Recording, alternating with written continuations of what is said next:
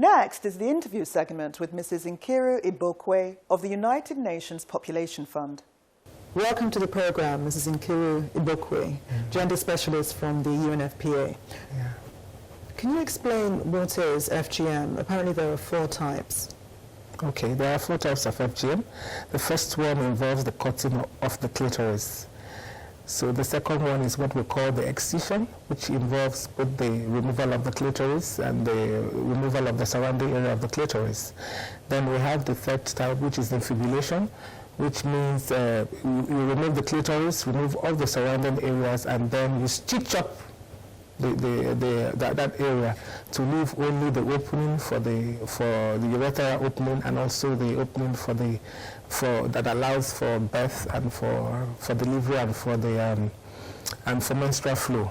Then we have the fourth type, which includes all sorts of things like the pinching, the rubbing, the pouring of hot water, the drawing of the clitoris, whatever they do to the clitoris to make sure that the clitoris does not grow. So all the other types are what we call, what comes up in the number type 4 of FGM. And there seem to be quite a few misconceptions about where FGM actually takes place, because it cuts across cultures and classes. Where is it prevalent in the world, and where does Nigeria rank? Well, Nigeria is the 3rd highest in the world. After Egypt, Ethiopia, we have Nigeria, and we are, even though our data says the MDHS data for 2013 says that we are about 25%, but because we are large in population, so if you read it in the absolute numbers, about 19.9 million women in Nigeria have undergone FGM.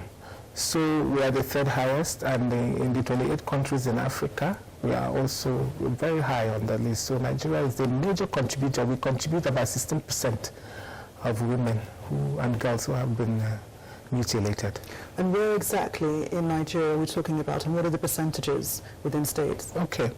Well, according to the last NDHS that we had in 2013, we have prevalence in the southwest, in the south and the southeast. So, but in the north, we have just the majority of type 4 in the northeast. For the southwest, we have Osun. Osun State is the highest with about 77%. Then it is followed by Ebonyi. Ebonyi is about 74% now. Then followed by Oyo and Ekiti in that range. Then Imo comes last with about 54% or so.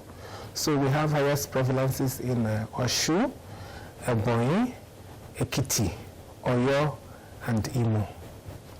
And a variety of reasons are actually given for FGM, from tradition, culture to religion. Can you explain the main reasons? Well, some of the reasons why FGM is still being perpetuated is because, first of all, people believe it's a cultural practice that has outlived generations. They don't believe it's harmful because they have not really been able to they have not really known the harmful impacts of FGM. So it is a cultural and it's a social norm, and it's about social expectations. It's about people expecting people to, thinking that other people are doing FGM, that people expect them to do FGM, and that there are certain cultural and social benefits tied around FGM. For instance, they believe that it adds value to marriage. It makes a girl more marriageable. They believe it also makes a girl less promiscuous. It deters premarital sex. They also believe that FGM also helps, mutilation also helps to keep a girl clean. They believe that the vagina, the clitoris, it's kind of emits some kind of offensive odor. So for the woman to be complete and clean, the clitoris, that area has to be, to be removed. So they also believe, some people believe it's a religious requirement, even though it is not part of the Holy Bible, nor have I ever seen it in the Holy Quran or the Hadith. So it's just that, but what we know is that FGM is a cultural practice. People do it because it's a strong social norm, and it's about belief, practices, the way people live, the way people communicate, the way what people value in the society. So that is essentially, it's more cultural than religious. I don't even think it's religious at all. And so to that extent, you would be talking about the fact that people would be ostracized if they don't actually carry it out because it's such a strong social norm. Is that Definitely. People fear to stop FGM because they feel that people are expecting them to do FGM.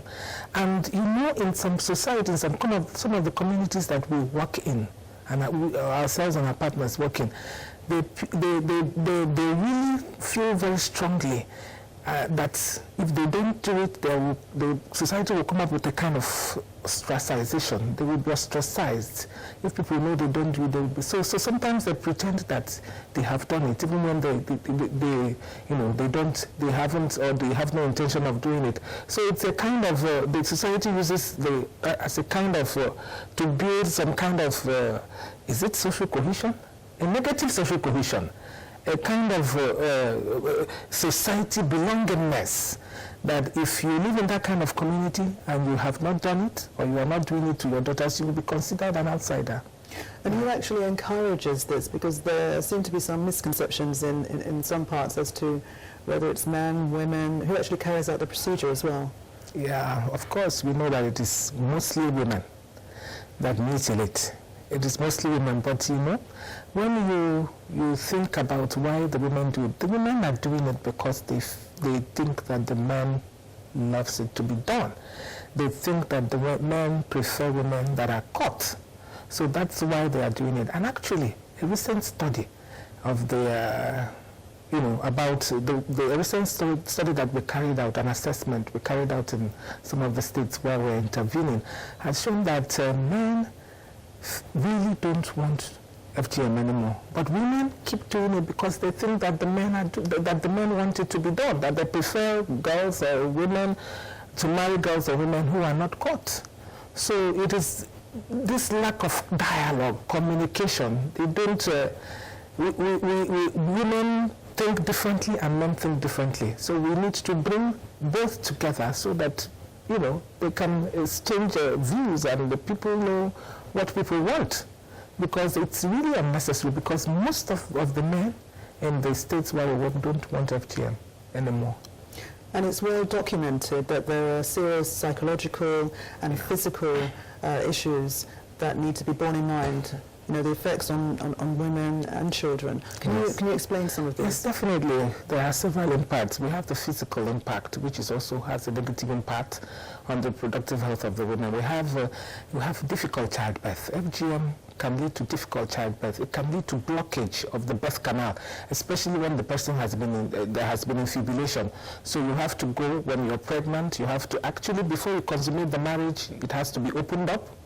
The marriage is consummated and you close it up, and then when you have your baby, you have to go, when you go to the hospital, they have to open you up and bring out the baby. So sometimes it causes difficult childbirth, severe pain. It can even lead to death. It can lead to keloids, formation of keloids. You also have formation of cysts.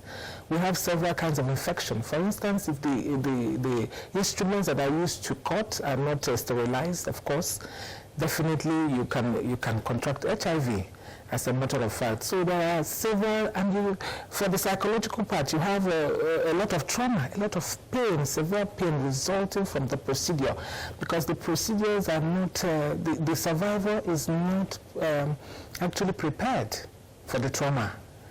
Because if you really look at it, because mostly in Nigeria, the age at which FGM is done is usually from 5 years down. So if you look at it, the girl at that age, the child has no right to give consent.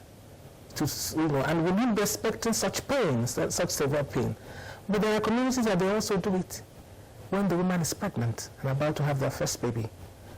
And they feel that they must do it for the woman to belong, or that if the head clitoris touches the head of the baby as the baby is coming out, that the child will die or the mother will go insane. So these are some of the dynamics of FGM that is very complicating. Thank you very much. Right. And now we'll go to a short break, and when we return, we'll find out more about the issues of FGM.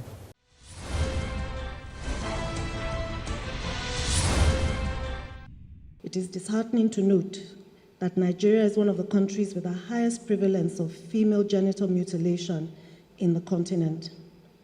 Several global and regional conventions and declarations related to ending discrimination against women and girls have consistently called for cultural practices that are injurious to health and well-being of women and girls to be eradicated.